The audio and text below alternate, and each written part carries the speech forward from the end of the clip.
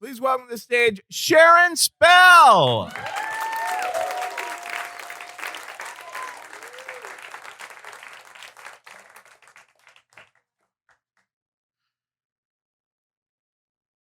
So I hi.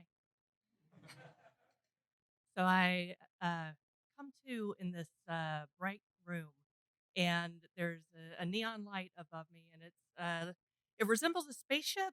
I don't remember being on a spaceship ever, but that's where my mind goes. And then I realize it's not a spaceship; it's a medical facility of some sort because it smells like a medical facility. You know, like rubbing alcohol and beer. You know, and uh, and I think, oh, I I don't know how I got here. Was I having blood work done? And I start to sit up, and I can't because my head is pounding and my body hurts. My right arm is actually on fire, and I lift my head enough to look down, and my forearm is scratched and bruised, and there's a deep cut close to the veins in my wrist, and I can't move my thumb easily. And I guess I'm making noise because I hear a woman's voice say, "Oh, sounds like she's come to." And I think, "Yeah, that's me. I'm the she in that story. I I have come to." And she pulls the curtain open and she sees me with my eyes open and lets me know that I'm in the emergency room at Beth Israel Hospital. I don't remember going to the hospital. This is weird. And she continues, "They brought you in from Avenue C." I hadn't been at Avenue C. I had been at a bar the night before on 14th between A and B. It's close to C, but not C. And she added, "All your stuff is still here. Your wallet wasn't stolen and you weren't raped. You're lucky." And her tone was really harsh. Uh, for me, a confused woman who just woke up in an emergency room and didn't know where she was. And it was a little off putting. Her attitude was a little off putting. And I tried to sit up more to try to address the situation. And my backside, I realized, is bruised. So I realized maybe I should keep my mouth shut and just listen. But she apparently was done giving me information when she said that I was free to go. So I sat there for a moment and collected my thoughts and thought, I want, if I could even stand up.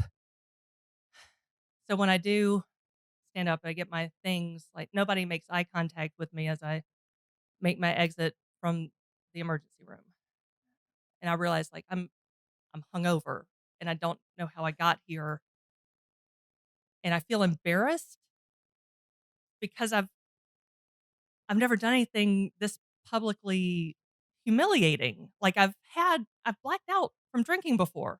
Uh, a friend of mine liked to call them rolling brownouts. Like you'd remember a lot of the evening, but bits and pieces just were gone in the ether. But to just not know how I got that injured or ended up there. So I hail a cab in the blazingly bright sunlight. What an adjustment to go from drinking in a bar to emergency room to, it's daytime. And the cab ride home, I'm trying to put the evening together the best I can.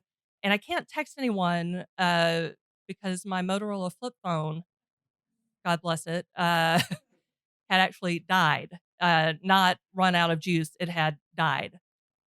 So I'm alone with my thoughts and the cab driver going home to Queens, trying to think, how am I going to spin this one? And as soon as I get home, I pass out again. And then later in the evening, when I come to again, I open my laptop and I have an email. I have an email from a friend who had been at the show the night before. Now, see, I ran a weekly show at this bar where I've been drinking, a comedy show, and people came to the show regularly, and we'd hang out and have drinks and have good times and then go on our merry way. And I do remember drinking with this one guy, and there was an email from him. I thought, "Oh, good, some clues." The email read, just a synopsis was, Sharon, the kiss we shared last night was platonic and friendly, and it didn't mean anything. So don't you worry about any of it because we don't have to talk about it. And that's the first time I laughed since any of this started because it was hilarious that he was sending me this email at all for a kiss I didn't remember. Um, but what I gleaned from his message was, "Oh, yeah, you have a girlfriend. You don't want me to tell her about this kiss, and you're trying to spin and get ahead of the story. I know how this works." But I just wrote him back and said, "Hey, thanks for checking in. I don't remember the kiss. All I remember is waking up at Beth Israel this morning. Take care, Sharon." You know, and he wrote back and said, "Oh my gosh, I'm so sorry. I kept buying us tequila shots, and you seemed okay. And then I put you in a cab. I should have gone with you." And that last part, like, yeah, you were going to Queens, not. Uh, but he put me in a cab. Aha, another clue. I was in a cab at some point, and I drank heavily for a while. I drank socially and partied in my 20s, and then I got married and realized soon after the wedding that it was a mistake. And my parents were married for 53 years. My siblings, my brothers, and my sister were all married still to their first spouses. And it was emphasized in my family and my upbringing, you get married once and that's it. So I thought I did a good job picking this life partner and dating, but I'd never really seen him get angry until after the wedding. And after I started to see his anger problems, realized like, all right, I got to get through this. And the way I coped with that was heavy drinking at home and was pretty good at drinking out in public and then going home in private to continue drinking. Um, Eventually, I got the courage to end the marriage and break up with him. And not long after we broke up, he started dating a friend of mine who had been at our wedding. And I found that out through Facebook. That's right. That's right. That's absolutely right. And the night of this heavy drinking incident was the night before his birthday. And I was killing myself thinking about how they were together and how I had caught all of his hell for so many years. And she was reaping all the benefits. And I thought about how they must be laughing at me, or worse, not thinking about me at all. And I didn't want to think about that anymore. So when shots kept showing up at the table, oh, yeah, we're drinking shots. And the thing is, I didn't wanna die, but I couldn't live with this pain, and so I was passively hoping I wouldn't wake up every time I drank heavily, and it was a lot.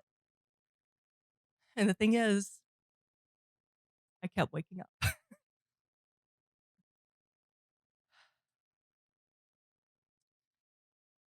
So, I didn't tell anybody about this. I didn't have to. I got a bill from the, ambulance and from the ER. Those are luxury items too, by the way. I wasn't making any money at this time, and to the tune of $1,500, I lived like a rich person and didn't even, like, get to enjoy it, The emergency room, who am I, a Rockefeller? Oh. Oh, I'll take a very expensive ambulance ride from Avenue C to Beth Israel. Thank you very much. I'm Sharon Spell Rockefeller. But I put on my Discover card like I put so many other things on a credit card at the time and move forward with my life. And I wish I could say that that was the last time I drank, but a lot of times you never just hit one bottom. Uh, I did stop drinking for about 2 months after this, but then it was my birthday. You gotta drink on your birthday, right? Sharon Spell, you gotta drink on your birthday. But then the heavy drinking started again, and also picking at the wound of this emotional injury kept happening, and, not long after that, I looked at their Facebook photos. Oh, don't do that. I have since blocked them, so I won't do that again, but I looked at their smiling couple photos together, and I finished a whole bottle of vodka by myself at home, alone, and I came to the next day and had to cancel all my plans. It was 4th of July by then, and I had plans with people outdoors doing things, and I stayed home and nursed a hangover. And there's another time months after that where I was out with my improv group because we're all in an improv group, aren't we? And we end up at karaoke and we're doing shots and drinks are being passed around. I realize, like, oh, I have hit the wall. It's time to go home. And I get home and I fall into a shelving unit in my bedroom and knock the whole thing over and wake up my landlady and break some things I didn't want to break. And I have a huge bruise on my upper arm this time. It was about 4.5 more years from this emergency room night, about 4.5 more years before I woke up one morning and realized how I was missing my life. Where I woke up just on a Wednesday morning after having like 3 drinks the night before. It was a light night. It was a very light night. But I woke up thinking like, ex-husband's not hurting you anymore. Nobody is in this apartment hurting hurting you at all. Nobody's dipping into your bank account. Nobody is like standing in the way of your own success but you, Sharon Spell. And that's when I decided to really give it a try. And it was hard. Oh, it was hard because like drinking is a currency. Like comedians get paid in drink tickets. Hire us for your parties. Uh, but I got paid in seltzers for a while to see how that felt.